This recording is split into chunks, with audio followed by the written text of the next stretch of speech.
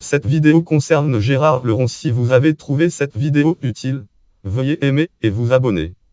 Gérard Leron était un boucher boucher de la ville Chièvre dans le comté de Hainaut dont l'assassinat au siècle déclencha la guerre des Ronds.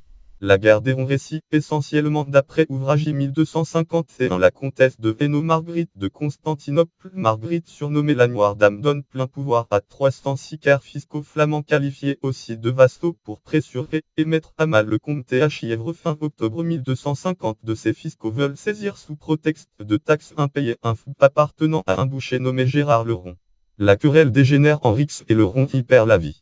Fort de l'appui du peuple et des nobles, les 6 fils de Gérard réunissent une soixantaine d'amis, dressent des embuscades aux vassaux de Marguerite et les mettent à mort. Ensuite ils cherchent asile à Thuin sur les terres de l'évêque de Liège, dont ils écrivent au bailli du comté de Hainaut pour lui promettre de mettre à mort tous les vassaux.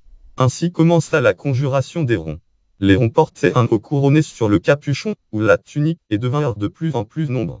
Jean d'Avezn 1218-1257. Jean d'Avezn profita des troubles qu'il occasionnait dans le Hainaut pour emparer du comté. Il les enrôla sous la conduite de son cousin Nicolas V de Rumigny, seigneur de Chièvre, pour l'expédition de Zélande en 1253. Bataille de West-Capelle sur l'île de Walcheren. Ils y firent preuve d'une grande bravoure et d'œuvre. Plus tard, au nombre de 700, ils défendirent le château des Angliers contre le Charles I de Sicile et contre Charles d'Anjou, frère de Louis IX de France. Louis IX analyse la guerre des Ronds est un épisode de la guerre de succession de Flandre et du Hainaut. Guerre de succession de Flandre et du Hainaut. Le premier récit provient de l'Histoire du Hainaut, Annal Historia Illustrium, Principium en Annonia, Annales historiques des nobles princes du Hainaut de Jacques de Guise, c. 1399. Bien qu'accepté par plusieurs pairs, ce récit ne serait, selon Sutori Aouterni, fable, ouvrage, référence, catégorie Chièvre, catégorie personnalité du siècle.